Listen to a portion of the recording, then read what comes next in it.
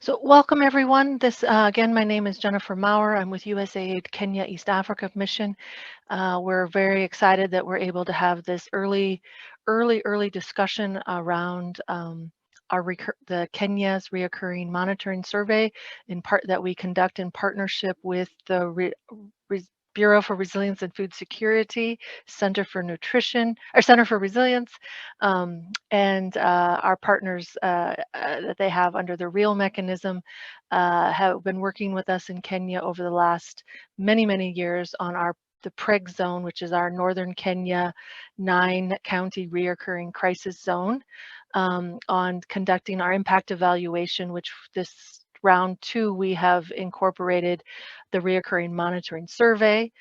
As a result of the current drought situation in Kenya, last August, September, October, we agreed to trigger the reoccurring monitoring system and to survey to conduct a data collection rounds, which includes 4 rounds of data collection throughout 2022 to understand the context and the environment and the situation for the targeted communities that USAID works with in the 9 counties, and also there's a control group. So even at parts of the counties where we don't work extensively as the USAID with our programming, both from humanitarian assistance programming as well as development assistance funding across northern Kenya.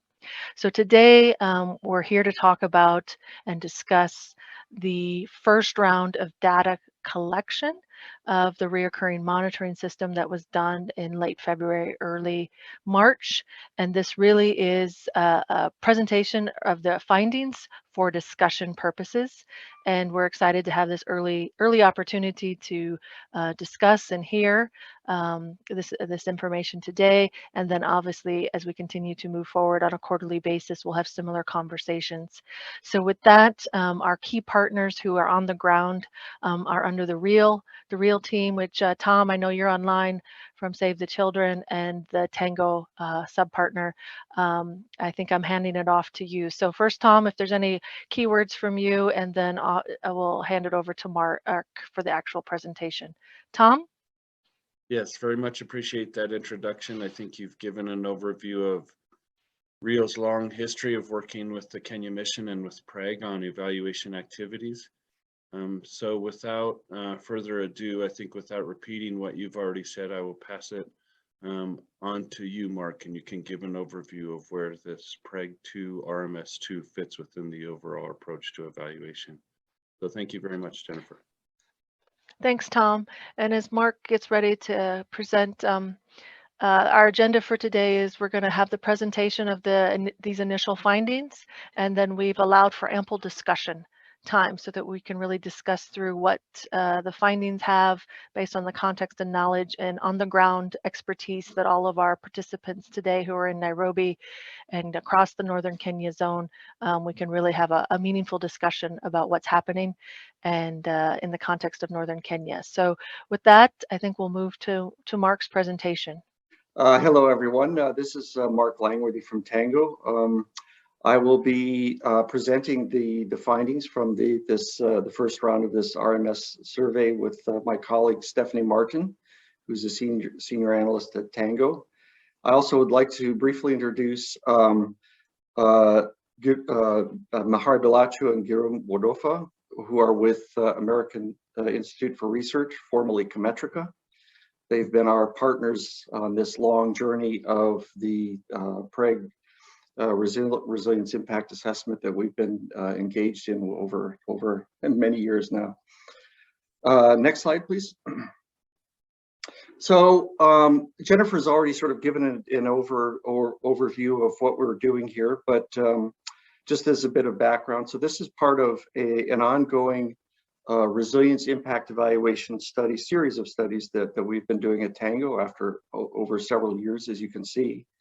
There was what we call PREG 1, which was our first study that was carried out from between the years 2012 and 2018.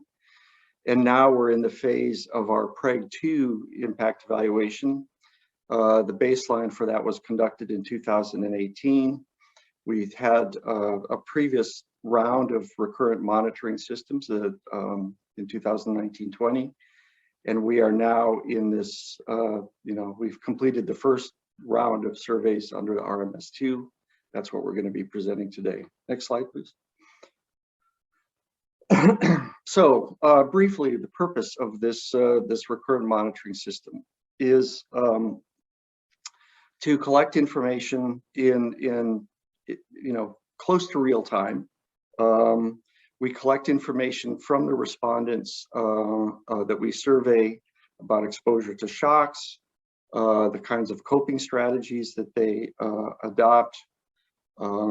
We collect information about the kinds of resilience capacities that the respondents have in terms of, it's a number of different dimensions that we would look at in terms of assets, access to formal and informal safety nets, social capital, and so on. And then we also collect information about the respondents' exposure to different kinds of resilience programming, exposure and participation in resilience programming. And then the purpose of collecting this information is that we want to look at how resilience capacities and different components of resilience capacities have affected the household's ability to recover from shocks that they've been exposed to over the course of this RMS study period. And we more fundamentally, we would then want to understand how the interventions undertaken by PREG and other development actors within the northern Kenya counties, how those interventions have affected enhanced households' resilience capacities and their ability to recover from shocks. Next slide, please. So what we're going to be presenting today, as Jennifer had mentioned, is this is really just giving you the first set of information from this first round. It's quite descriptive information. What we hope to get from all of you, the participants, is to get your sense of these findings. Do these findings are they consistent with your understanding of the reality in the ASALS region, and perhaps any sort of contextual details that you might be able to share with us that can help us to understand the findings that we're getting. So that's sort of what the overall, what we plan to do in this presentation today. Next slide, please. So again, we will be, there will be 4 rounds of this survey. We will present the descriptive information after each round. But just for you to be aware, then after the end of the final round, then we will conduct a much more in-depth analyses to look at the relationships across these different aspects of shock exposure, the exposure to different kinds of interventions, resilience capacities of households and communities, and how those capacities affect households' ability to recover from shocks. Next slide, please. So what we're going to be doing today is I'll give you a brief overview of the methodology, and then we'll turn to presenting the findings on different areas in terms of food security, shocks, resilience capacities and components, and then participation in PREG and resilience interventions. And as you can see here, we've organized to have, we'll take breaks at different times to open it up for question and answer sessions after each sort of broad categories of different kinds of findings. So that's sort of the structure of the presentation today.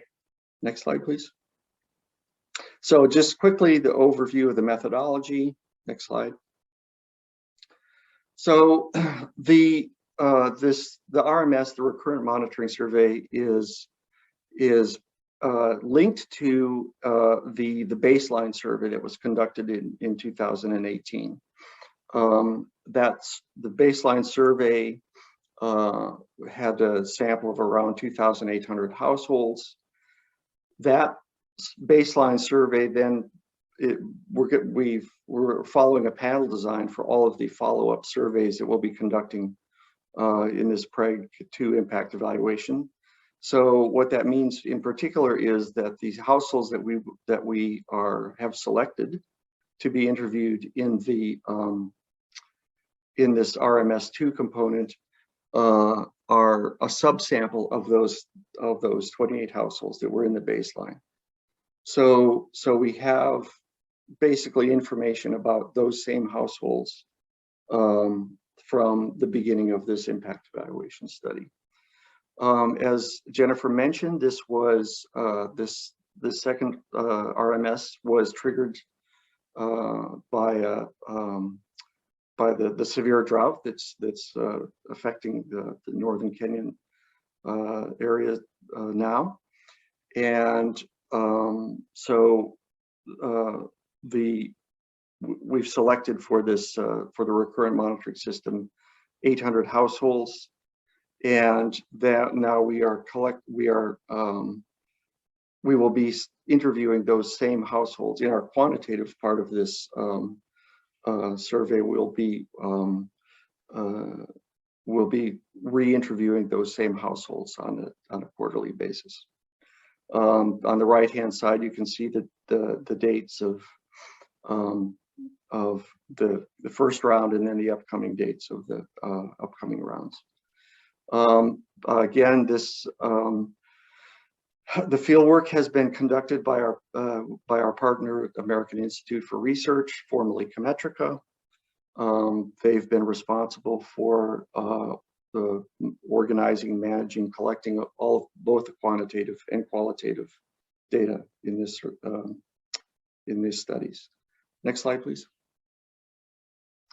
There is also, it's important to highlight that in addition to the quantitative component that we've talked about, there's an important qualitative component. And so the purpose of the qualitative part of the study is several things. One is we rely on the qualitative information to understand sort of the background, the context of the quantitative findings that we see. So try to understand the reasons for why we're seeing the results that we see. So it's to give sort of a contextual background. It's also to, we also rely on the qualitative information to get some of the higher level, more systems level information about, sort of conditions at the levels of communities, at the levels of market systems, and so on. And so we're also collecting qualitative data in both key informant interviews, which are conducted in all rounds, and then with focus group discussions of community members in selected communities, and those we alternate across the different rounds. Next slide, please. Okay, so that's a brief overview of the introduction and the methodology. I think I will quickly turn it over to Maya, who is going to give us provide us with instructions on how all of you can provide us with questions and comments on the presentation. Maya, over to you. Thank you. Thank you so much, Mark. Hi, everybody. I'm Maya. I'm also with the REAL Award, working with Tom Spangler and others. Just quickly to say that Google Doc link that was put in the chat in the beginning, and we'll put it there again. If you scroll down to the to page 3, it has a little hand and it says questions. So there's a table there. And throughout the entire presentation, so we'll hand over to Stephanie to go through the findings. As you think of questions, please put them into that table. You can put your name if you want to. If you don't want to put your name, that's fine too, but just add questions into that table. If you can put a question per row, and then we can use that when we go into the Q&A discussion part. And if you scroll down further to the next section, currently it's starting on page 5, there's also another table for observations. So as you listen and have thoughts and observations around these findings, please feel free to put those into that table. So 2 tables in this Google Doc, and let us know in the chat if you have problems accessing this document. But please click the link to the Google Doc, scroll down to the questions, and then into that table, enter your questions. And if you agree with someone else's question, a question or observation that you see someone else has put, you can add a little plus sign in the last column where it has little plus signs. So just add plus signs to indicate if you agree with someone else's question, you also want to hear the answer to that, and we can see if there's a lot of plus signs for a question, we'll make sure to answer that. So let me know in the chat, or you can chat, Karina, me, or Emily, and or Yasmin, and we can help you. Thank you. Over to you, Stephanie.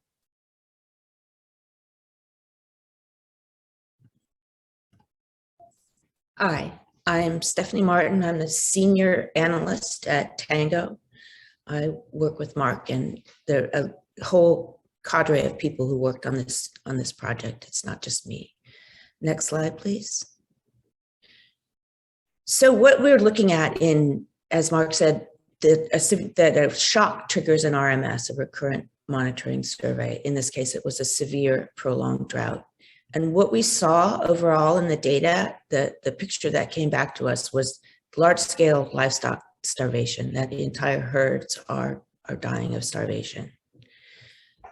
We're seeing not only drought, but we're seeing a situation where the drought shock is commingled with the effects of the COVID-related shocks. There were the market closures. Those were in 2020, which is technically prior to the evaluation period, but they had lingering effects. The other thing that we see are the global impacts of COVID are very difficult, especially in the drought area. We're seeing shortages of all kinds of products. We're seeing, it looks from the data like we see remittances are down. So it looks like people have been sent home from their jobs, that as it's taking other countries a while and other places a while to get back, to get their economies moving, the effects are showing up in places like this, where households that would traditionally rely on remittances. We see this in the data, we asked about markets and inputs, and people say that they're open, but there are no supplies. Next slide, please. So one of the outcomes we monitor is food security. This is what we use our data to try and understand. Ideally, we would want food security to go up. Technically we can model all these things in a big mathematical model. And we would like to see that for households participating in PREG resilience activities, their resilience capacities increase, and that makes their hunger go down, their food security go up. What we actually see in our data in the severe shock areas is that in the best case, it doesn't go down by as much for households in PREG. We're not there yet in this evaluation. That will be after round 4, but because we monitored this in the baseline survey, we compared these results for round 1 to what we saw in the baseline. The baseline had high food insecurity. If you look, HDDS is the Household Dietary Diversity Score. It asks households from a list of 12 foods, what did you eat? It's not statistically significantly higher in the RMS than the baseline. The baseline is the orange. The RMS one is the blue, purplish blue color. But we do see in both rounds, they're not any statistically significantly different, but we see half of all households are reporting moderate to severe hunger. Next slide, please. So that was from our quantitative survey where we went, house to house to 800 households and asked them about their food, were they skipping meals and what did they eat? The key informant interviews they matched with this well, that the impact on actual households on the people is on food security, that people are getting hungrier and hungrier. That lots of households have reduced the number of meals that they eat, eating only once, twice a day. And this has been going on for a long time. What we've seen over time in these studies, and it's intuitively true that short shocks, like a flood, the recovery is faster. It seems like the longer the shock, the more difficult the recovery is out of it, because these behaviors and things have long-term consequences. Next slide, please. Okay, this is the shocks. We ask in our surveys, in our household surveys, about 23 or 28 different shocks. These are the main shocks that we saw that people reported.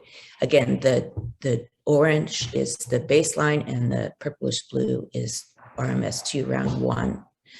It shows on the left that during the baseline, households were exposed to flooding, and 4 out of 10 households. That starting in the second column, we see that the round 2 shocks have taken over, that flooding has given way to drought. 9 out of 10 households had effects from the drought. And then from the drought, we get what we call downstream shocks. We're seeing livestock disease, which is showing up as disease and death.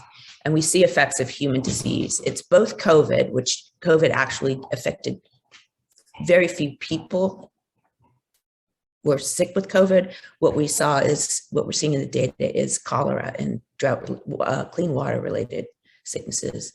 And we're seeing a spike in food prices. This is probably, we can model it in the end, but it's probably due both to the shock and to the global COVID impacts. What we hear about, and it kept us from going into the field on time. We hear anecdotally, we read in the paper, and it showed up in the qualitative, is that conflict is becoming a bigger problem. I don't know that it's bigger, but it's a problem, and the drought is causing more conflict. Next slide, please. The qualitative data, people feel that the drought is the greatest shock, but it's triggering downstream shocks. For people with livestock, entire herds are dying of starvation. We're seeing cholera outbreaks. This is just also showed up in the quantitative, and increased conflict over resources. People are fighting over livestock forage and water. Then we see downstream shocks from the downstream shocks, with the livestock deaths. The people that own livestock don't have any money anymore, so the demand for livestock medicines and the ability to pay is down. So we're just seeing sort of a cascade of shocks. Next shock, please. Next slide, please. We're also asked about COVID and COVID-related impacts. In 2020, the schools and the markets closed. We're not sure of what the long-term effects of that, even though they're back open, the effects of actually having that closed at the time. What we're hearing from the schools is that dropout rates are really high and teenage pregnancy is really high. For those girls, it's going to be a tough road ahead, and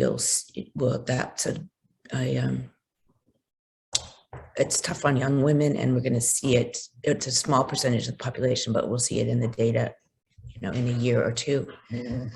Communities feel like life is returning to normal, and that the COVID disease might not be there anymore. And during COVID, there was a lot of hand washing initially, and a lot of sanitation practices, but now those kinds of practices have returned to pre-COVID levels, which is not a great sign. Next slide, please.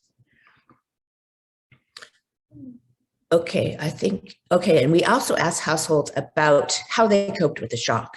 And most of the households in round 2 said they bought food on credit from local merchants. And not all merchants were able to extend credit, but that's what people did. It's up from the baseline, a giant up, 3 times as much. Households continue to reduce food consumption. Food consumption is already low and they continue to cut back, which initially there are some households who could cut back without any impact, but there's not much to cut back. It looks like we're seeing a shift to other coping strategies because there's no more room to reduce food consumption. They're reducing non-food expenditures. People are selling livestock or trying to sell livestock, but we hear qualitatively that has its own host of issues. More people are engaging in spiritual efforts. We hear from the qualitative entire communities just coming together to pray that this all goes away.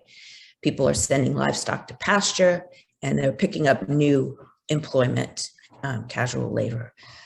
Related to the livestock sale is livestock slaughter. And then we looked at savings and cash aid, even though they're not top coping strategies, because savings in other studies has always been key to recovery. Households who have savings do much better than households without savings. It looks like almost nobody has savings in the people we talked to.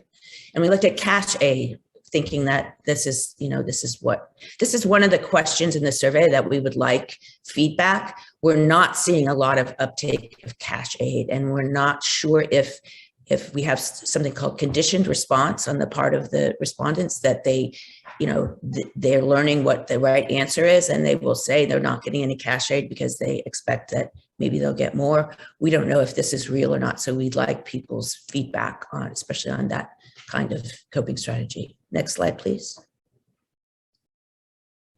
So we also, in the qualitative, these were parallel studies, parallel methods running at the same time. They also saw that households were buying food on credit and taking out loans from mostly from friends and relatives elsewhere. Households reduced food consumption. We saw livelihood diversification, which is generally a really good thing, but in this case, people are swapping out lives. We saw livestock and salaried employment and agricultural production going way down, and people picking up casual labor in small businesses. A lot of people were gathering wild products and selling them, sand and firewood. Its diversification at this end was into more vulnerable livelihoods. We saw households migrating to look for food and water for livestock. And this did not work out well for a lot of people. We have reports from Garissa that at least one livestock herder came back with no animals and committed suicide. Next slide, please. We look at recovery from shocks, which is another outcome. With the flooding, the recovery is the same, but what we see is that the blue is much smaller than the orange. Very few households expect to recover or have recovered from any of these shocks.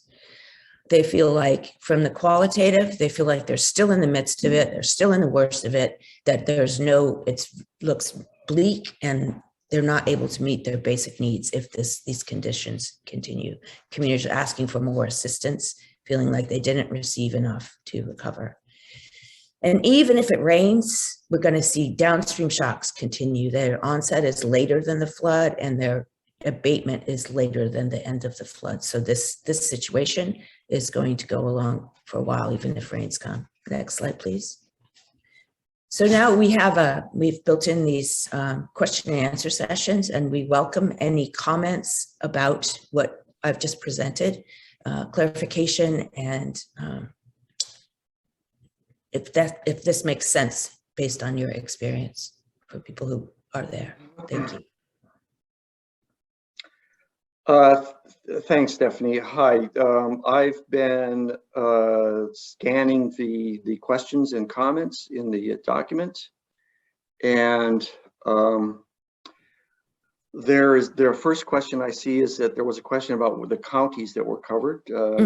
Just give you the counties that are covered in both in the baseline and in this RMS round. Garissa, Mandera, Tana River, Wajir, Isiolo, Marsabit, Samburu, and Turkana. I need to add a note. We had a sample in Baringo, but from the baseline, but it was only 3 enumeration areas, none of which were accessible because of conflict. We couldn't. So there's no Baringo in our sample. Sorry to interrupt. And then thanks for that clarification, Stephanie.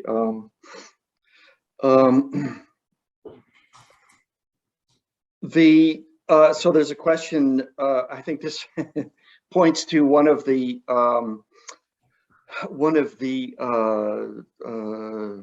sort of conflicts, I guess, between our qualitative and quantitative information. There was the comment rightly pointed out that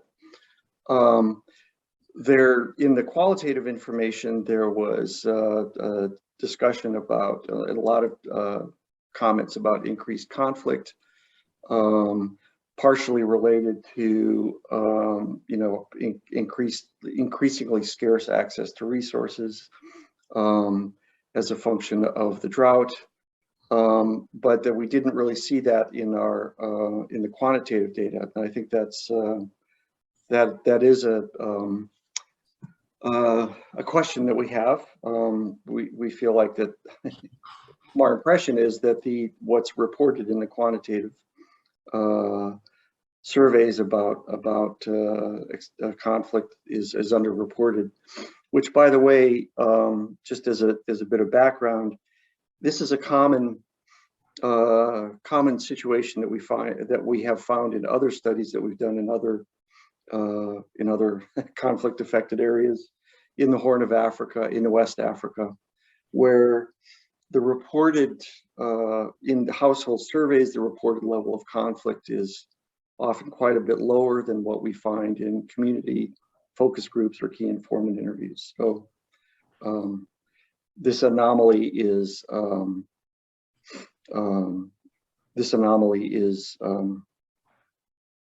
not uncommon in our studies.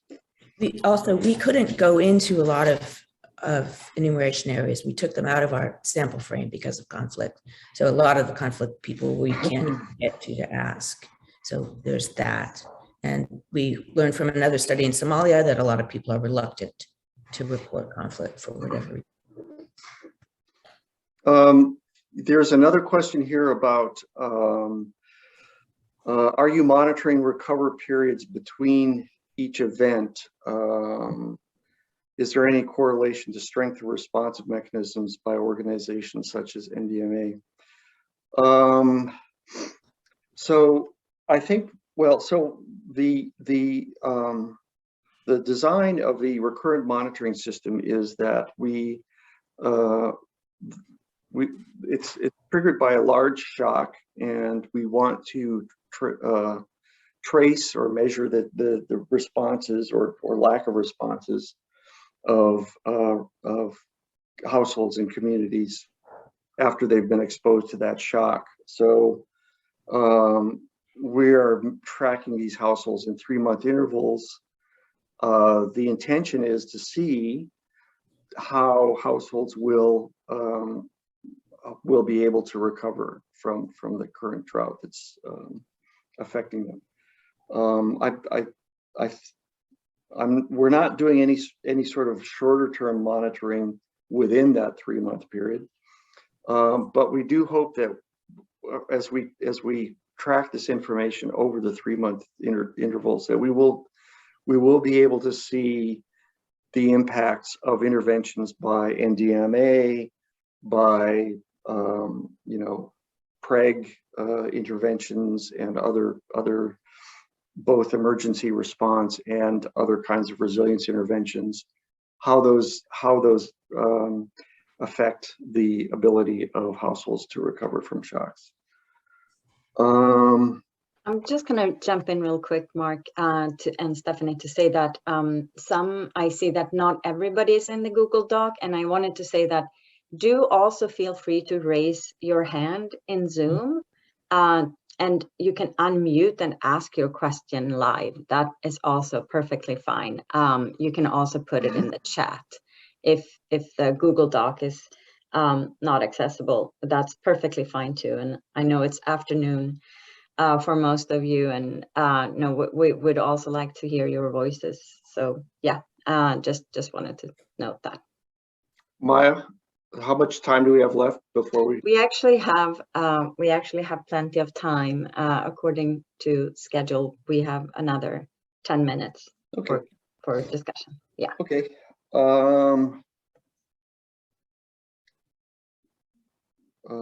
I'm just looking through the questions here.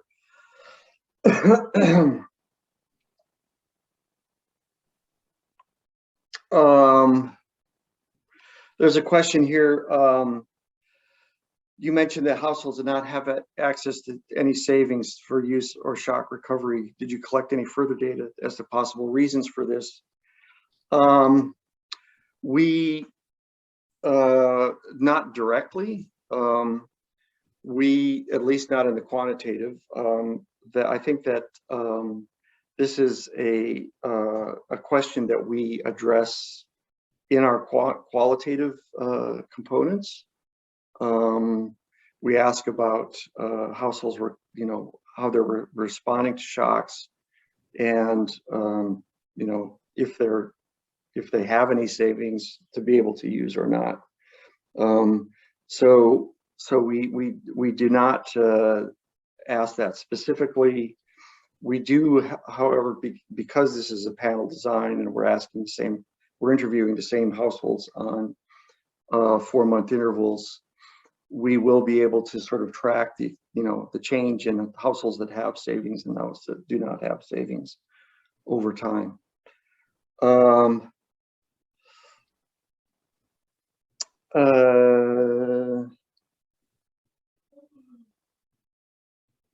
So, okay, here's a question that's a good lead into the later part of our presentation. I'm not seeing any references to PREG interventions. To what extent has PREG strengthened the capacities to contribute to better coping? This, by the way, is a key research question that underlies this whole RMS study. And we will be collecting information, or we are collecting information. We'll be presenting it later today about the exposure and participation in different kinds of interventions of the respondents that we talked to, and in the communities where we've conducted the focus group interviews using key informant interviews. This is really one of the questions that we really, the fundamental questions we want to address after we have all the information across all 4 rounds, so that we'll have a more complete picture about households, the trajectory of their recovery over the year, the trajectory of their changes in their resilience capacities, and how their participation or exposure to different kinds of PREG and other resilience interventions have influenced those. So that's a very important question, certainly, and one that we that's driving sort of this whole RMS study. We're going to give you a little bit of a snapshot about sort of the current participation, but looking at comparing that participation with resilience capacities and outcomes, that's the main part of our upcoming research. Someone wanted to know the specific dates of the round. Stephanie, let me see. The next one will be probably the last week of May. Then we have one at the end of August and one in November. We know that the elections are in August, so that's a little problematic, and work with the PREG team in Nairobi to figure out how to work around that. And then we'll have the analysis, or we'll start working on it early 2023 and have it done in 2023. And these are important, these check-ins, this is how we're going to convey information until the analysis is done. And then the first round was February and early March, correct? Mm-hmm. Right. Yeah. Okay. Maya, what's our time here? We do have time, but we could also I think maybe it's a good time to move into the next section of the presentation, and then we'll have plenty of time for more questions. Okay, yep. Yeah. All right, then why don't we continue? I'll continue to review these questions as they're coming in and try and address them as when we have more in our later sessions. Okay, next slide, please.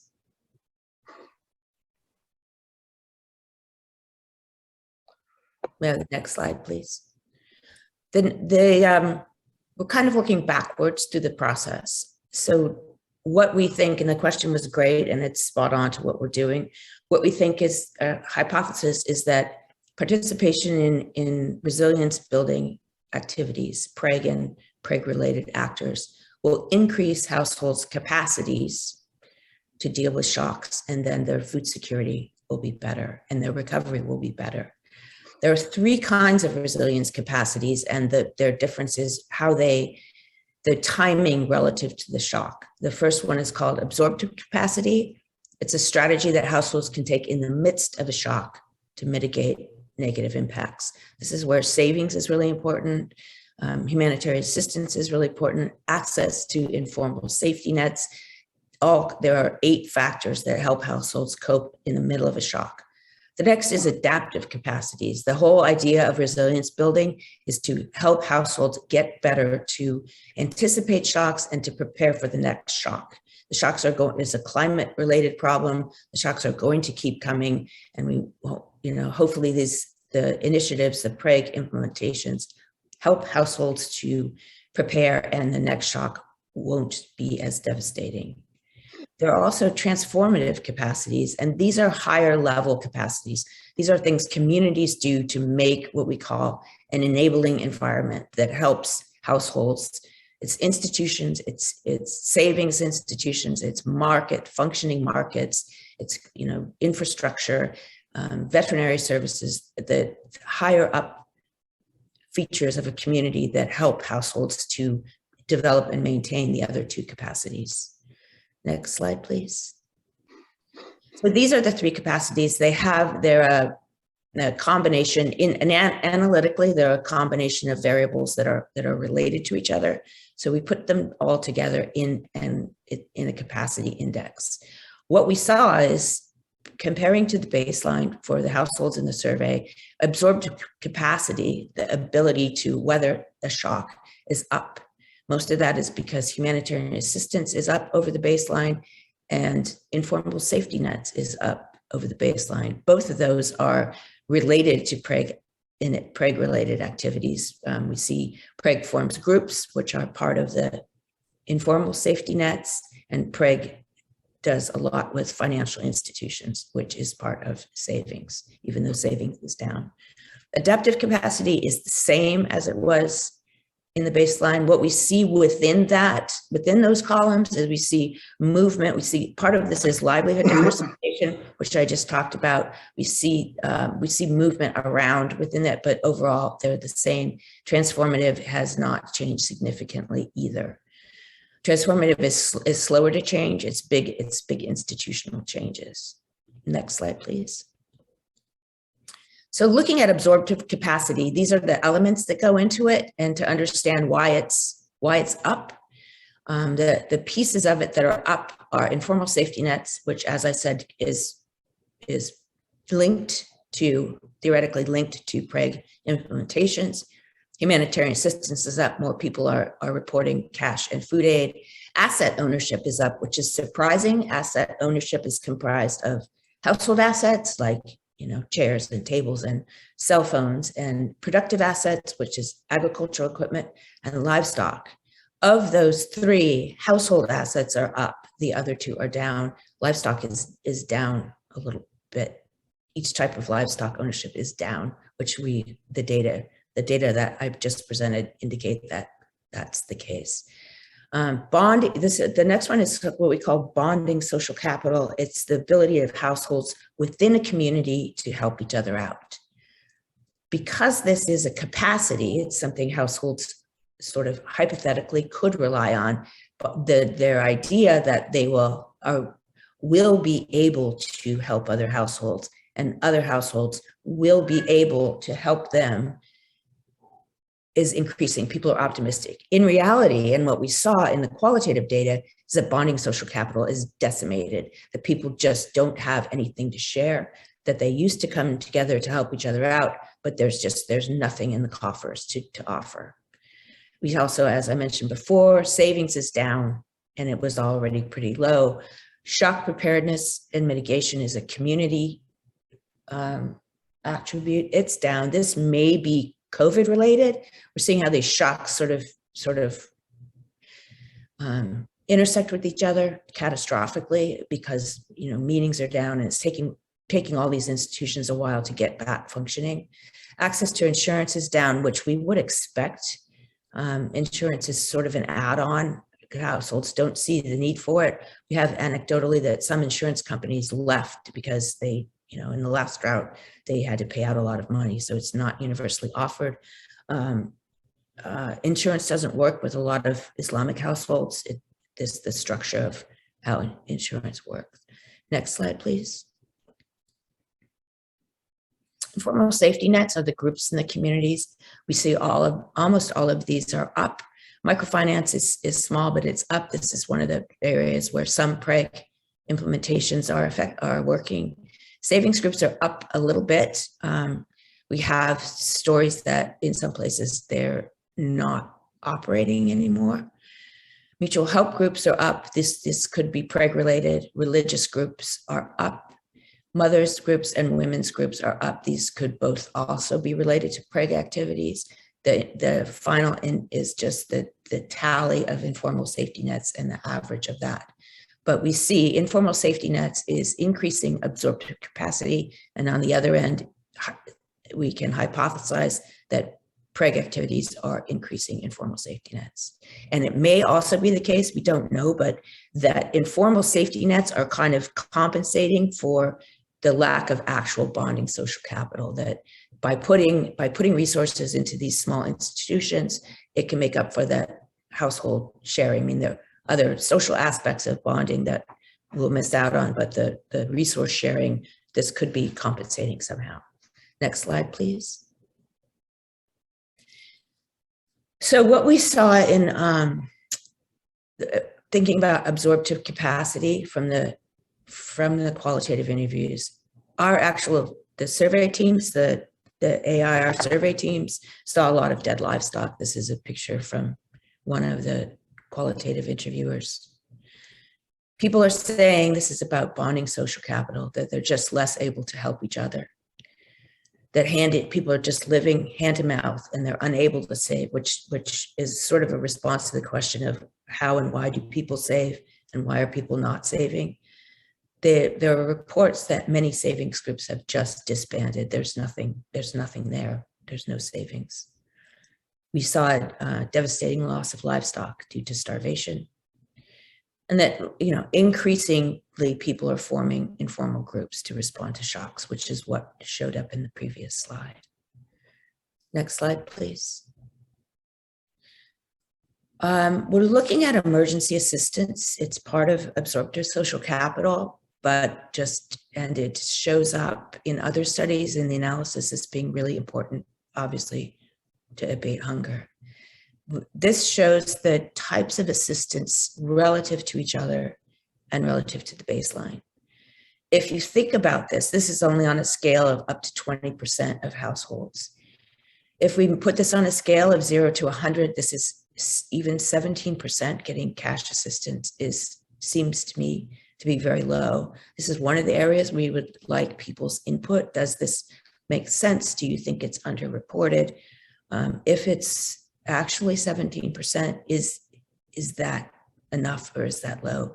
You see food aid is lower than in the baseline. My understanding is that the government of Kenya has moved to alpha food aid into cash transfers. That could be showing up here. We're showing a drop in wash inputs, livestock fodder. Some of these may be COVID related, that there are no inputs in the market. The fodder is an interesting question for us. We understand and we hear in the qualitative that there are fodder programs going on.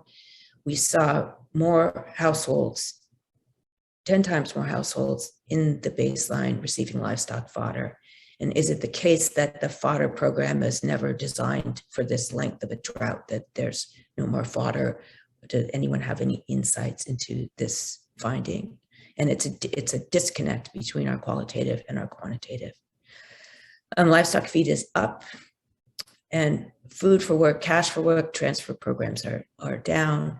Livestock medicine and agricultural inputs are both down. That could be related to COVID. So we're seeing, the confluence of two really bad shocks, and it's affecting everything for households. Next slide, please. In our qualitative about emergency assistance, people say that the emergency programs, the food and cash relief, especially the cash relief, are targeting elders and most vulnerable in large households. This means that they're working as safety net programs and not as widespread aid programs. We don't know that.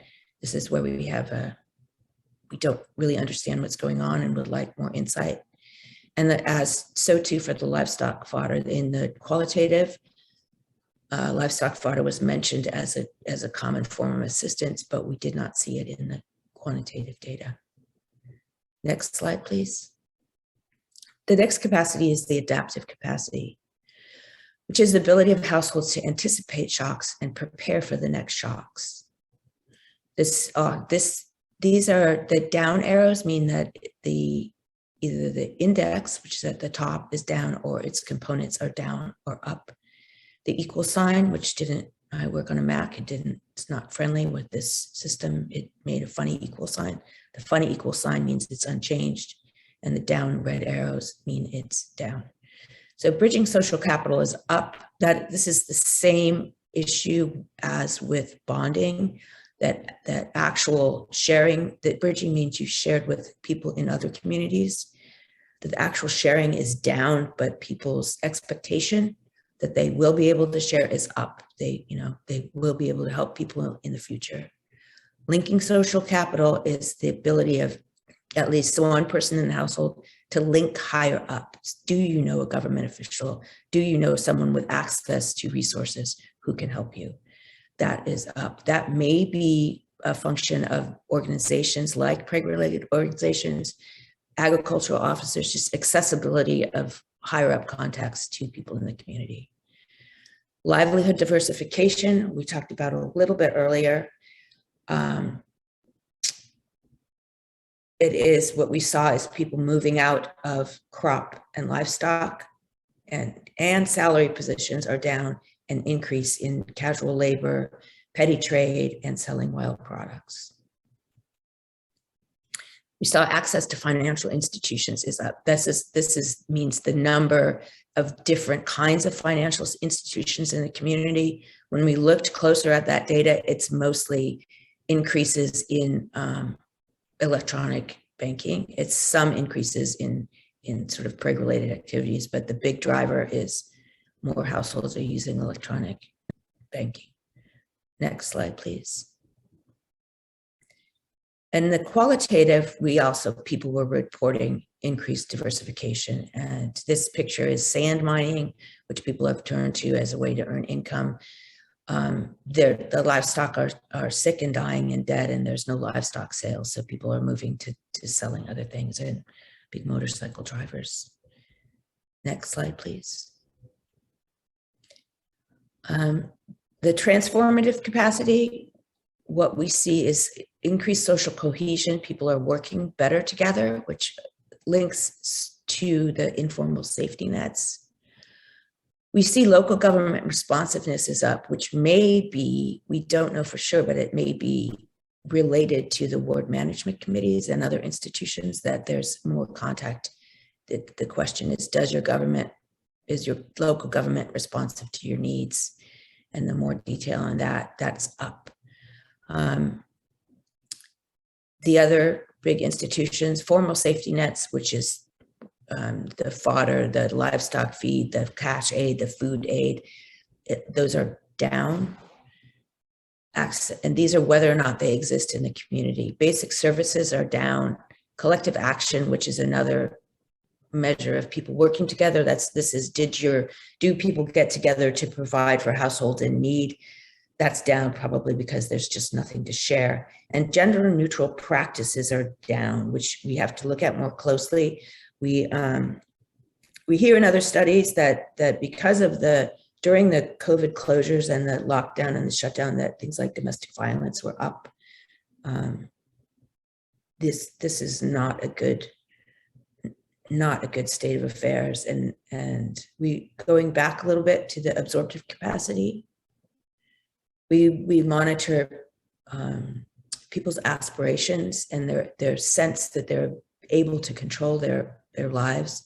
That's down. So we're kind of seeing a change in people's sentiment about things, which is difficult to it's difficult to make those shifts. They're sort of slow to change, and they filter into households, and then the household changes its attitude.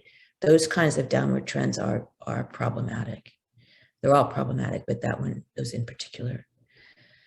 Access to resources is the same, is unchanged. Ag extension, interestingly, is still there and not changed, but we do hear that there are no products and there are no livestock medicines in the vet services. Next slide, please. In the qualitative interviews, people talked about aspects related to transformative capacity. People thought that the NGOs were less active because of COVID-19, which makes sense. That it was a closure, then it's just been really hard globally for everything to get back up and running. And there was one story in Garissa where the youth group raised awareness and received aid from the government. There are some of these stories. They're sort of few and far between, but it is happening. We just, hopefully moving forward, there will be more stories like that and fewer like the top two. Like there's no capacity to share. Next slide, please. So this was our presentation on resilience capacities. We have questions about, particularly about fodder. We have questions about savings. We have questions about, does this make sense? And based on what you see in the field, we are far, far away, and we're just looking at the data. So any insight is appreciated.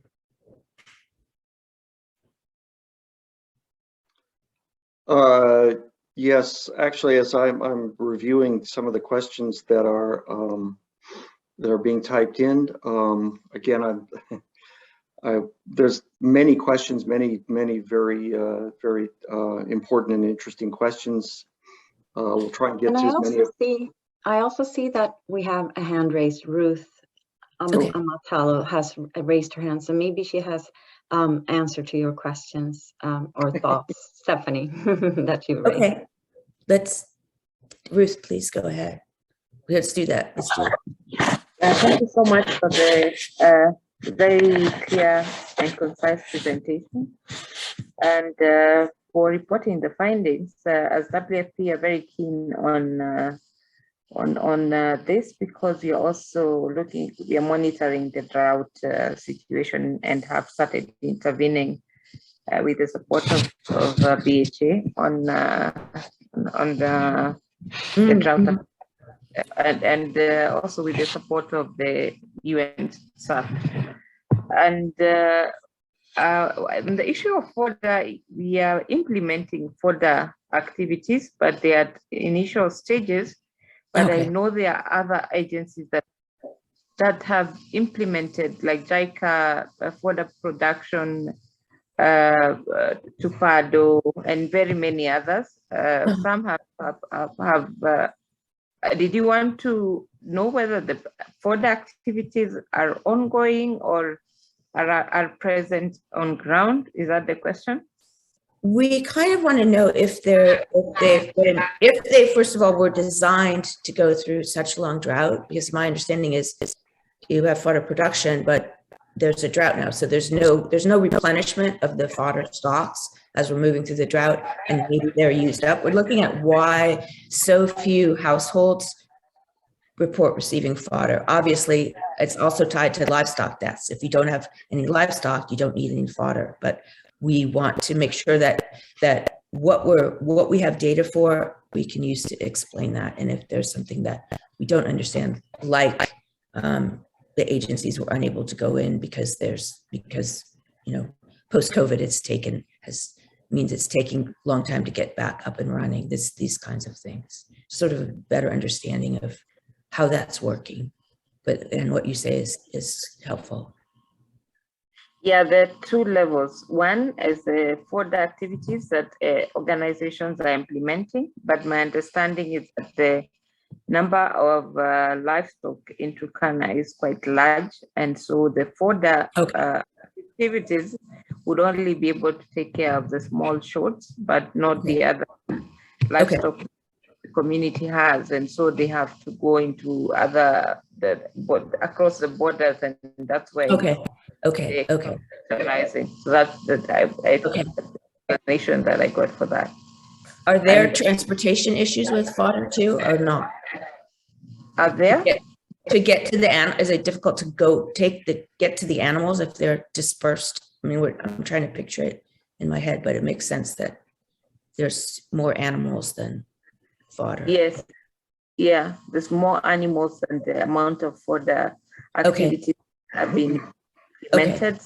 Some of the activities have not been successful, and so maybe but not really. And even the communities have their own initiatives. I've seen in some locations, like in Turkana West, I've seen communities doing their own fodder production activity, but it's too little for the number of livestock that they have. So they have to migrate across the borders in search of water and pasture. And also with the drought, most of the fodder activities, the rainwater harvesting structures to be able to trap the water and for the fodder to grow when we have even small amounts of rain, but it hasn't rained, and so the grass has not been able to regenerate in those particular areas. So the prolonged drought, lack of water, I think the reports are saying 90% of water sources are now depleted, and that is what is causing the fodder production not to grow, not to happen. And then I would say limited resources, because we had been invited by the governor, all agencies, to come and support the livestock feed for the animals when the drought had started getting worse. Okay. Yes. And we'll be able to look at those households that did receive fodder and how important that is moving forward. Yeah. But I had a question for you. Yep.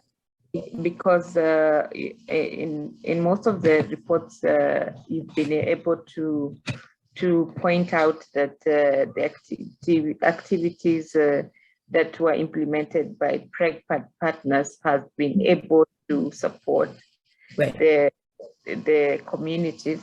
And this is a question we were actually asked by the Dutch ambassador on how you address issues of attribution.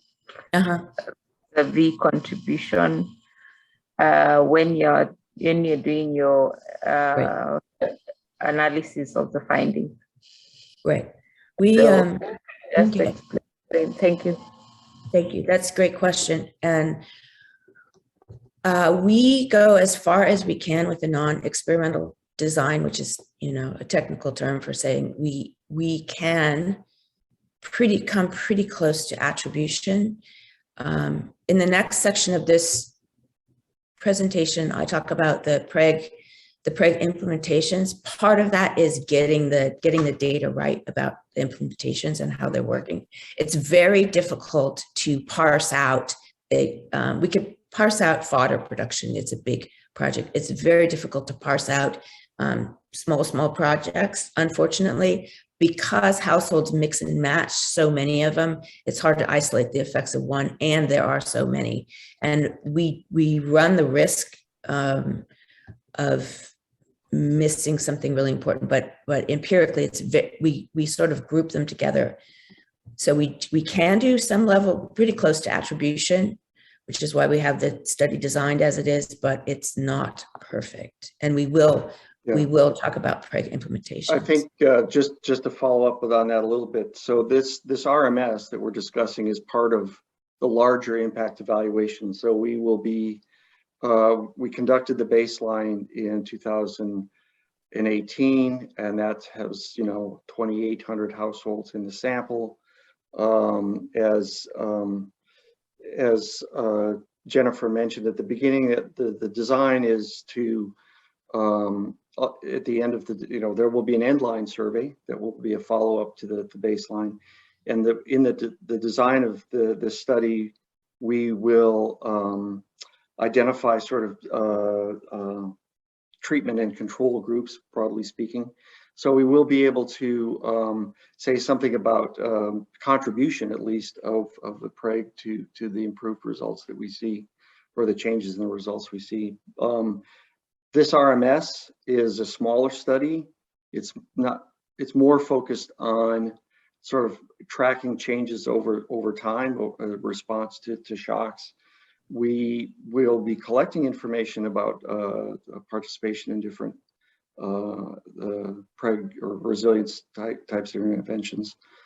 So we'll be able to sort of look at the changing trends related to intervention, but the RMS is really not designed to be sort of an impact evaluation where we formally measure attribution or contribution, but that's sort of part of the larger impact evaluation design. I see John Meyer, you've got your hand raised. Yeah, thanks a lot, John. I'm in the Center for Resilience.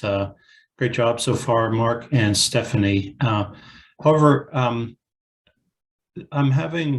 finding myself just a little bit confused about how to interpret some of the ways the findings are expressed, and let me explain. So when you say that access to markets is down, would that mean that PREG was trying to improve access to markets and it failed, or that the drought just totally wiped out gains, or did respondents feel that access to markets wasn't important for their short-term resilience? How to maybe help me understand how to interpret a statement like that. Right. Yeah, so the access to markets is down. First of all, that's referring to the change from the 2018 baseline to this current round. And that is what is down is information. This is from the community questionnaire, which is actually part of this study as well, where there's certain information where we collect from at the level of communities about access, and also from households themselves. But it's what's down is the households and communities sort of perceptions about the access to markets. So that's what's down. I don't know if that clarifies. And we see in the qualitative that we don't want to say markets are failing, and that's one of the reasons we do the qualitative, and it will be in the final report and analysis. What we hear from people is that it is an access problem, not a market problem, that there's conflict along the roads. That's a problem with road conditions. There was a run of livestock disease for the livestock markets. There aren't any inputs coming in for the agricultural markets. The market has to be open and functioning. And we don't want to go to the very end point immediately and say the markets are failing. We need to understand, you're right, we need to understand what's going on, which is part of this discussion today, is to get a better handle on that. And then we'll see if we can use the data to make more empirical finding about what we're learning today. Does that make sense? It does. It's helpful. And if I could ask a follow-up. So is there a way to relate it to resilience? For instance, if these households prove to be quite resilient, even though access to markets was way down, does that lead to a conclusion that access to markets is not very important for resilience? Or if well-being outcomes kind of crashed, and is there a way to link that back to that particular capacity and blame that for at least part of the I think that we can, I think that, yes, if we find that, let's say our measure of market access is not critically associated with ability, sort of ability to recover, or sort of the outcomes, recovery of outcomes in the face of shocks, then, I guess that would, the conclusion there would be that yes, markets are not the critical factor. So that's an empirical question, and one that we, the data that we're collecting, we can address empirically. Just sort of as a background to that, though, in other studies that we've done, we find that market access typically is usually an important, critical, positive factor related to resilience. So, Right. Yeah, I don't know I think we're unlike, what my thinking is that we're unlikely to see that you get positive change in outcomes when markets are down. But I think we can and will test that. Yeah, I think to answer your question, John, that's an empirical question. We're collecting the data. The analysis will point to what are the factors that are critically related to resilience. Right. Okay, this next section is the meat of the measuring the PREG implementations. And we have two ways of measuring. One is called exposure and one is called participation. And exposure is whether or not these PREG related implementations exist in a community, whether they be institutions, facilities, programs, activities, whether or not it comes out of the community survey, whether these exist. We also asked in the community whether they started within the past 3 years to try and, so it's a little fuzzy, but it comes closer to attribution if they're in that PREG time period. The purpose of this section is to review the data, and are we measuring this correctly? Are we picking up actual exposure and participation? And if not, let's fix it and do it better. Participation is from the household survey. It's self-reported use of programming within the past 12 months. And one of the ways that we do it, like for the capacities, we measure information sources. We have like 15 and it's a tally, like did you receive weather, health, all these kinds of information. In this part, we ask about from whom, from which organization did you receive the information. And this to make the list for this section, you have to have received it from an NGO, a group, a ag extension worker. There are like 6 things that are PREG related information sources. The good news is that in other studies, we find access to information to be a really important predictor of resilience and outcomes. And in this case, we see that a lot of the information that people are getting is coming from these sources. Next slide, please. Okay, these are how we grouped the PREG related programs. There are 10 groups plus emergency assistance, which we put in there because it's a WFP program or it's whoever is implementing it. And it's important for understanding resilience and outcomes. We have women and youth, which is in the top bar says whether or not it's in the community and if it started in the past 3 years. So the light blue bar is pretty much measures the PREG, or what loosely PREG contribution to the community level. So in women and youth, all of the communities in our survey, all of the households in all the communities had access to some kind of women or youth that had started up in the past 3 years. That's the PREG contribution institutionally, and then 12% of women and youth had participated. And keep in mind that 12% is across all of the households, Not everyone household has an eligible youth, so there's some caveats in here. Emergency assistance was available almost everywhere, 37%. You could go down the list and see. It looks like the PREG contribution is pretty significant. The finance is the exception. The finance is all kinds of finance available. The livestock markets are actually Regal, which is the PREG predecessor. But I would really like to sit down with the PREG team and look at these in more detail and make sure that what we're measuring is correct. Next slide, please. These are examples of within these categories. This is disaster response. The darkish color is the household participation. We ask them in several modules. We ask in several ways because PREG comes into people's lives by several different avenues. So we asked, did you receive any training? It was part of a whole module on different kinds of training. And the second one is about information receipt from a PREG-related source, the last three. So these are the households that got this kind of information and it came from a PREG source. The lightish pink are the activities in the community. And again, PREG comes in through many different avenues and works in a lot of different ways. It's not it's not a shot in the arm resilience, one size fits all, one program does everything. One of the things that we asked the ward development committees, we asked them about what they do.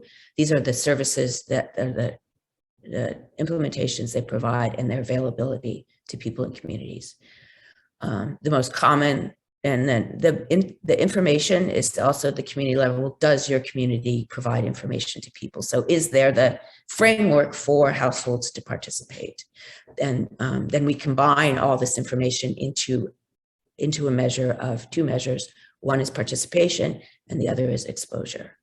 This is an example from within the data. Next slide, please. We looked at the ward development management committees, which is a big PREG push.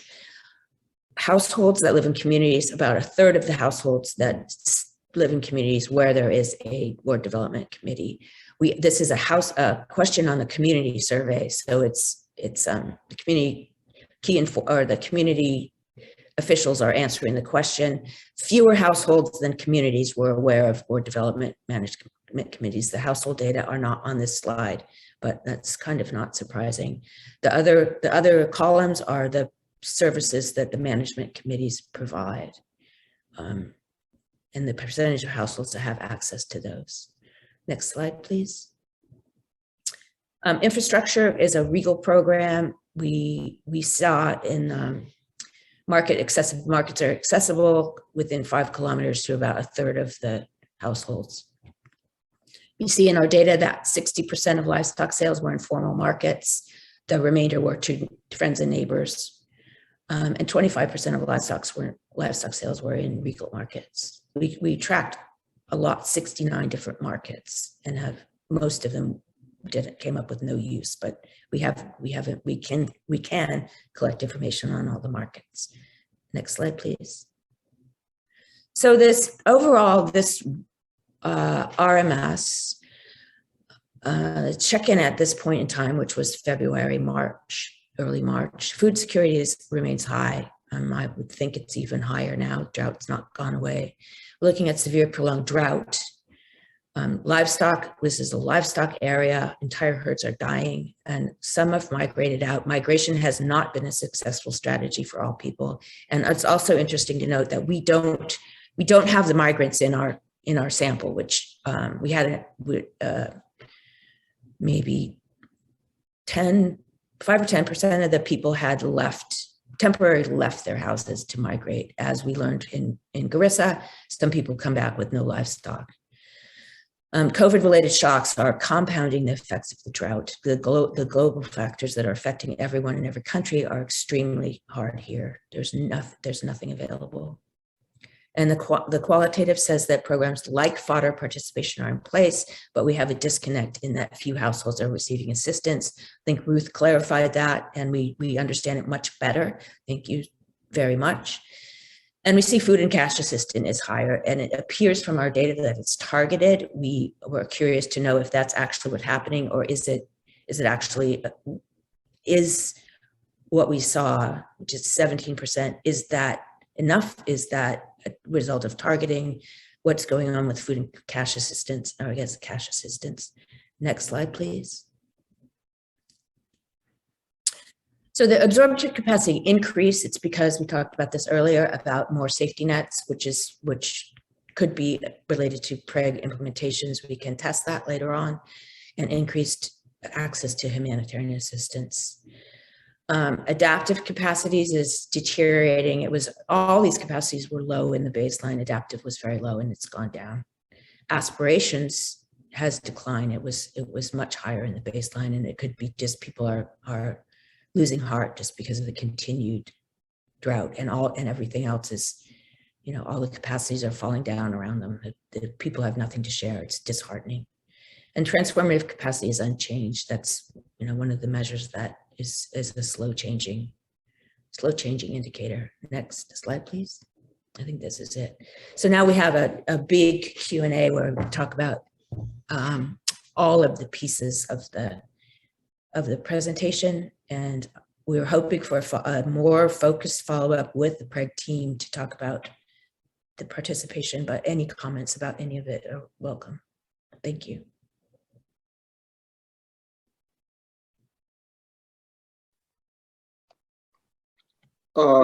Yes.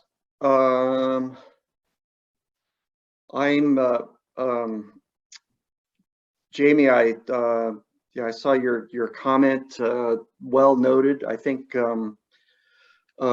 certainly the qualitative component is an extremely important part of this study. And I think, one of the things that we hope to get out of these regular check-ins after each round is, particularly this first one, is to identify more, to refine the qualitative tools, because I think, as we've seen, there's a number of areas where we see some discrepancies between what we're finding in the quantitative and the qualitative findings around the humanitarian assistance, for example. And so I think that one of our strategies is to try and address these questions that we have, particularly in the qualitative component, and to some extent in the quantitative. I think the quantitative tool is a bit more fixed. We want to be able to, we need to be collecting the same information over all the rounds. We have the opportunity to add perhaps some questions to the quantitative tool, but we also don't want to make that overly burdensome to the respondents. So, but we definitely, the qualitative component is a critical part of understanding sort of the reasons behind the changes that we see from the quantitative data.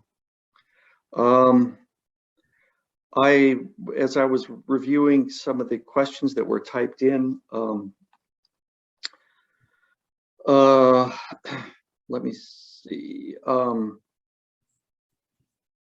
Okay, there was a question, or there was a comment that was they were surprised that remittances did not come up as one of the coping strategies.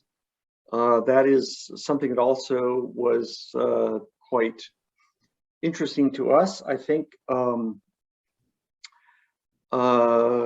we sort of discussed that internally. I think one of the things that we're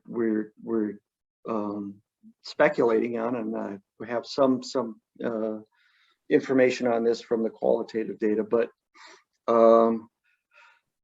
part of the issue there, I think, was related to sort of the after effects or the effects and after effects of COVID-19, where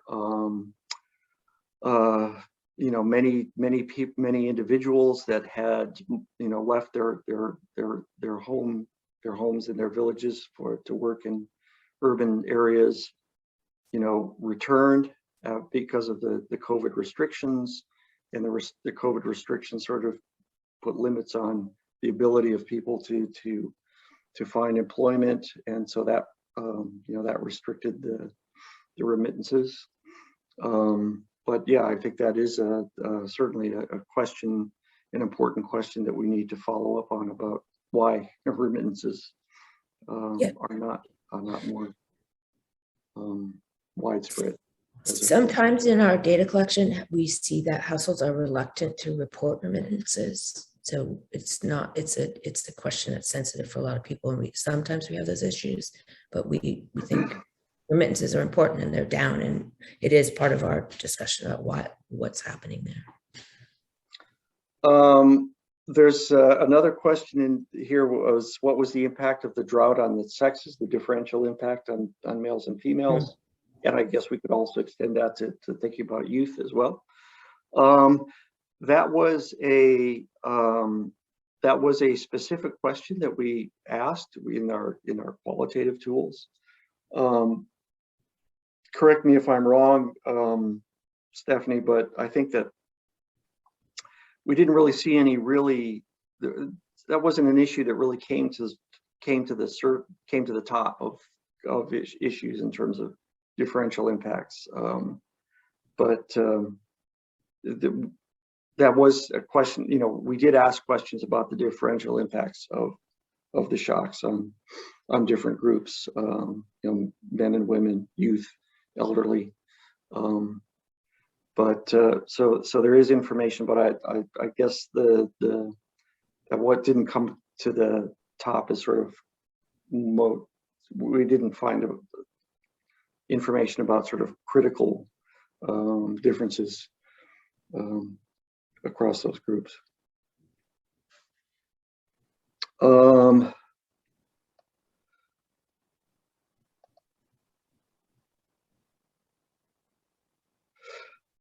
Oh, yes. Okay. So here's a question. I think we've sort of touched on this, but I think it's worthwhile to emphasize this. So the question is, how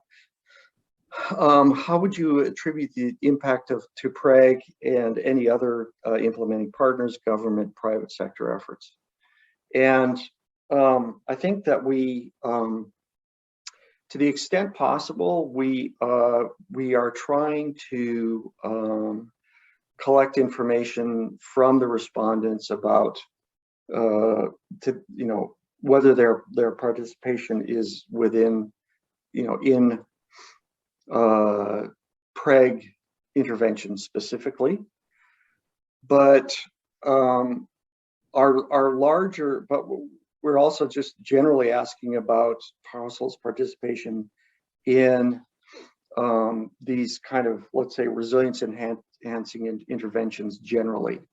And I think our broader research question is around the resilience interventions, what impact they have, irrespective of who provided the intervention. We to the extent possible, we want to try and look at, and be able to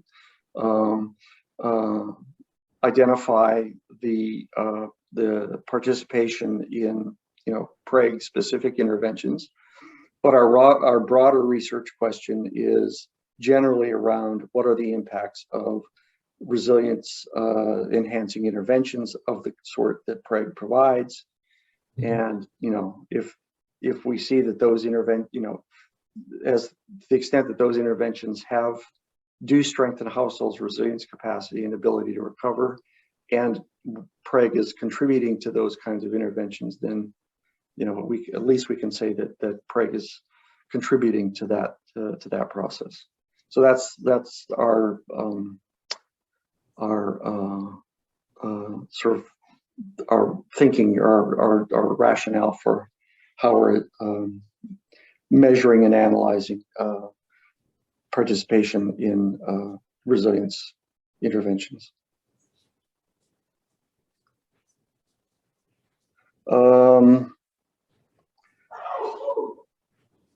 There's also a question about reconciling the quantitative with the qualitative. That's definitely a challenge that we face, and I think, as I mentioned before, I think one of the strategies that we will pursue in the later rounds is we will refine certainly the qualitative tools to try and better understand these discrepancies, and there may also be ways that we can refine the quantitative tool, perhaps rephrasing the questions so that they're clearer or more in line with the information that we really want. And sometimes we have to just, if we have a measure, sometimes it's remittances that people are just not reporting because of cultural or other reasons, or they just don't want anyone to know. We just don't use those data. They become really way less important in our analysis. That's what qualitative helps us decide. Sometimes it's just really hard without a specific survey about that topic. It's really hard to get accurate information. And this helps us sort out which is good and which is bad. So I see John has his hand up again. Maybe we can take a common question live. John, go ahead. That was an old hand, and I'm sorry. I'll take it down. I wonder if your arm was tired. I'm exhausted. Yeah, so as looking back through the questions that are typed in, here's an interesting question and comment, really, around savings groups. And the comment is, if savings group works during normal times and then collapses when the shock is, doesn't that mean it is not a useful absorptive capacity? Perhaps it wasn't strong enough or undercapitalized. Yes, I would say that if we find that the savings groups are diminishing in terms of the numbers, then that's an indication that yeah, they are not effective within the context of the shocks that the communities are being exposed to. Now, I think that I would sort of as a follow-up to that, I would say that we know that savings groups have because they're sort of mobilizing the savings of their members. Their capacity for self-financing is actually quite limited, and when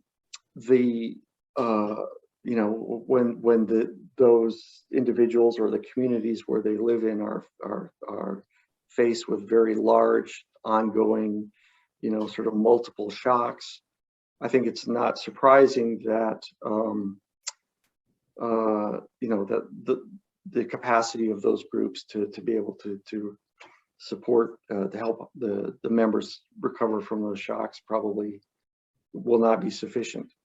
And so I think that that raises sort of a program strategy issue around what can be done to provide these groups with other kinds of support, perhaps external financing, or strategies to help groups recover, when in more normal times. I think those are, that certainly raises a number of sort of programming strategy questions.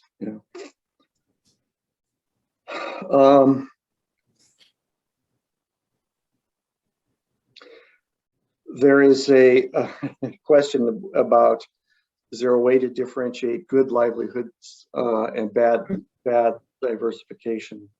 Mm-hmm. I think empirically that's certainly a challenge. One way that we try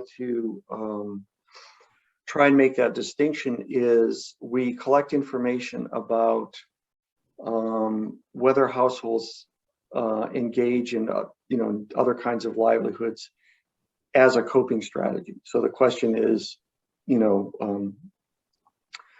you've been exposed to a shock, let's say the drought, and what are you doing to try and cope with that? And possible responses include engaging in other livelihoods. So in that context, we would interpret that to be it's a coping strategy that the household is engaging in that livelihood as a fallback measure, as opposed to being sort of more of a strategic decision to engage in that livelihood as a positive strategy. So the way we phrase the question, I think, partially helps us to identify whether the household considers that to be, sort of a reactive coping strategy as opposed to more a positive investment strategy. But I think that's certainly a question that we don't have a good, sort of clear empirical definition of what's good and what's bad. My guess is that what's good and bad is very context specific. So that if you're just, sort of as an example, if you're in an area where, let's say there's gold deposits are plentiful, gold mining might be more of a positive strategy. But if it's something that people do, there's not much gold deposits around, but people, if they're desperate, they will go look for gold, then that's more of a negative strategy. But I think that's an important question, one that we try and differentiate, but I think that is a challenge.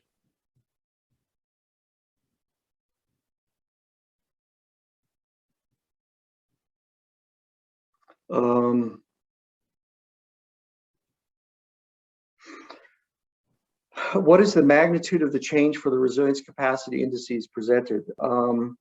I think that we had a chart that showed sort of the overall changes. The general answer to that is that not much change from the 2018 baseline survey to this round. I think absorptive capacity increased a bit. Adaptive went down a little. I can't. Was that significant or not? I can't remember, Stephanie. It was really small, but it was significant. It was significant, and then transformative went down.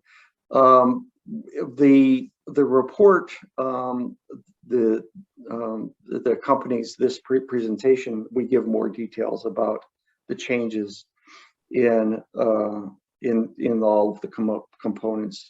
Well, Stephanie had a few slides that summarized some of the changes, but the report gives more details about the magnitudes of the changes of those components. What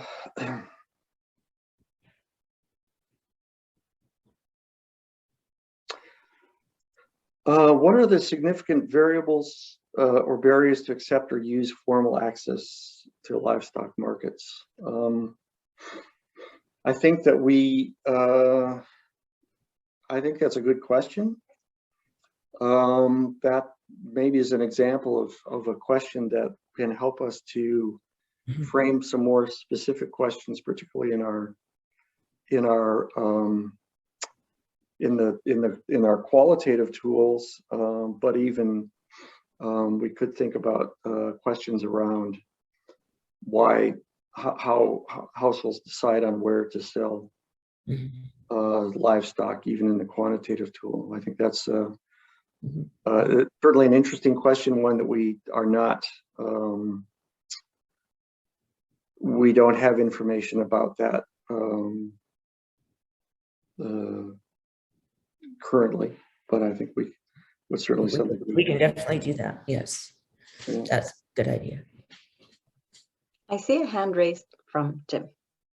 Yeah, that was actually my question, but also fed into my hand was raised earlier is I know these have been coming from the household in terms of the kind of qualitative analysis. And I guess one of the questions is some of us that know a lot of this is this co-creation with the county is there emerging kind of trends even in these as to what they would want to see from, like the ward development seemed to have a positive response. Are there key things that as PREG members we should be keeping, you know, a watch on in terms of what we look like as we kind of allocate budget resources, if there's trend lines that kind of show from that, you know, if the ward development is working, what are the reasons why, but also like the access to market or willingness to accept in terms of using these county areas is also, to me, it also helps if the county's getting the revenue through taxation or the revenue through the markets. Right. So I guess my question is, like, in this way of the county, is there feedback kind of, and maybe I missed it in some, but I was paying pretty good attention. But are there trend lines that the communities want to see from the counties or from the wards with further kind of research and investment? So us as PREG can look to kind of allocate more resources to others and ensuring that we're kind of meeting some of these community response needs. I'll stop there. I hope. Yeah, I mean, so I guess one of the things that we have is information about, and we don't have trends yet, but we will have trends over time of participation in the different activities that like the ward development committees are engaging in. So that, I think, as we see over time, you know, see the changes over time, that will indicate sort of which of those activities are showing more uptake. And again, I think that we, you know, this could be another area where we can think about follow-up questions, both in the qualitative and the quantitative, about sort of not only participation in these different activities, but sort of perception, or yeah, what are important services that would be desired. Yeah. And we saw the way we measured it, very low participation in board development committees. They existed, they had things they did from the community perspective, but at the household level, there was little awareness and very little participation. We could just sit down and look at the way we ask those questions to make sure that we're picking them up. But from the responses that we had, we don't have enough data to ask people where they think it should go. It was, you know, in some cases, less than 1% involved or even knew about it. Okay. Yeah, yes. The other issue with this, I mean, it's exciting and fun and interesting to track these big projects. The livestock organization is super important, and development management committees. But when we do that, we run the risk of missing really small, really important, really effective programs because they don't show up. It won't show up in our qualitative. We just don't have the sample coverage, and it's just a risk that we would miss that.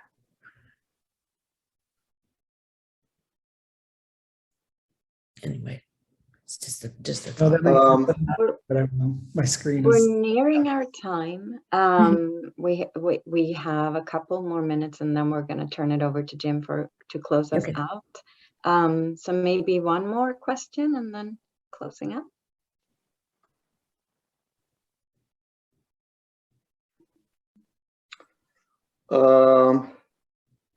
Okay, so there's a question about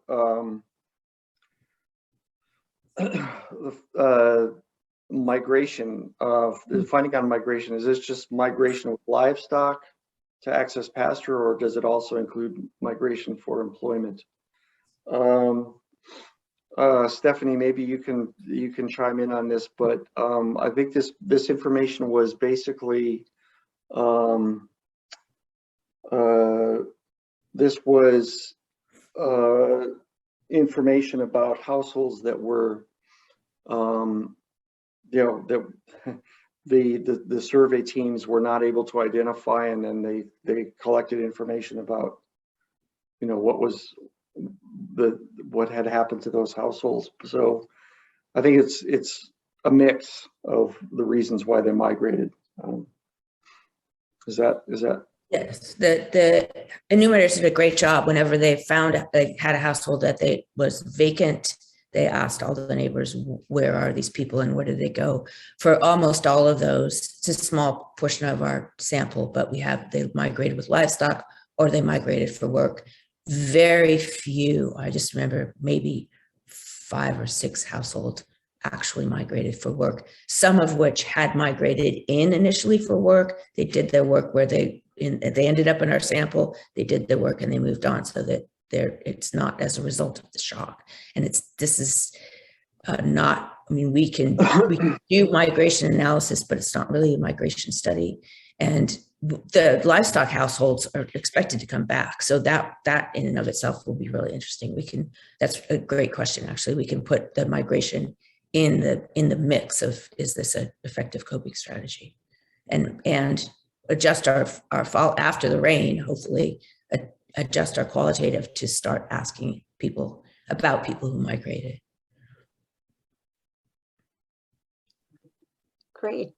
Thank you so much. I think with that, we can turn it over to Jim. Or did you have a last thing to say, Mark? It looked like you were going to say Well, actually, yes, there's actually one last question in the table, which I think is a very important question. And that's, you know, did respondents give any reason why they participated or did not participate? Again, I think this will be a question. Well, we have some questions related to this issue in our qualitative tool already, but I think that this is definitely a question that we want to sort of sharpen, particularly in our qualitative tools. And perhaps there's some way we can get at this question in the household questionnaire as well, about, you know, why they don't engage in certain activities. Yeah. Right.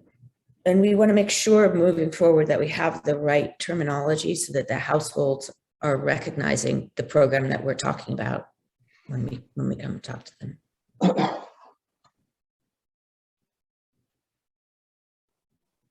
Yeah, I think that's I think that's all of the questions that are in the table. So thanks so much for all of those. There's a question about the report. It's out and under review. I think we have to get comments back and then we'll release a report. I don't know what platform it gets released on. Yeah, let me help on that one, Stephanie. Yeah, this is Jennifer. Obviously the draft report and the findings were shared today as a draft for discussion. Obviously the final reports or any reports that are made publicly or knowledgeable outside of the core group that works in the PREG zone, obviously it's at a later date. So just want to make that clarity. Right.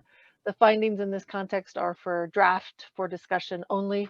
They're not ready for quoting and citing and any kind of formal documentation. So but the uniqueness of this is we don't want to wait for the final publication, because this information is more valuable being discussed and talked about in a timely, real-time context. So that's why we immediately scheduled this type of a discussion within 2 weeks of our colleagues at Tango and SAVE pulling together the data and information from the data collection reporting. So with that context and caveat, everything we have shared today is for draft for discussion as things continue to be refined for the final products that are shared out. Tom, correct me if I'm wrong, but I think Tom's on the line. The RMS that we conducted, what was it, 2 years ago? No, Mark, was it 2 years ago we did the RMS one? Yeah. That one is now available in public, and I'm sure Tom Correct. and team from Real can share that if it hasn't already been shared publicly through the PREG platform with Jim's team. So, but at the current Yes, state, that's where we are. absolutely. Back That to you is, guys, Stephanie and Mark. final, and we can share that. And to your point, Jennifer, I wanted to ask for you to weigh in. There's also the question about the PowerPoint and the recording from today's event. I think, you know, given the context that this is an ongoing work that Tango's involved in with PREG, I don't know if you have thoughts on sharing the slide deck and or the recording just from the participants. We will not be posting it for wider external events, but Jennifer and Mark wanted to ask if you have thoughts on sharing the materials, including today's recording with participants. Yeah. Well, since everyone participated, I don't see any problem. Yeah, I guess, Tom, I guess our main point would be that everything is marked draft for discussion. If that is the case, I think we're all okay. Like, meaning this is not, as I said, final drafts for citation use in any formal papers by any of the participants.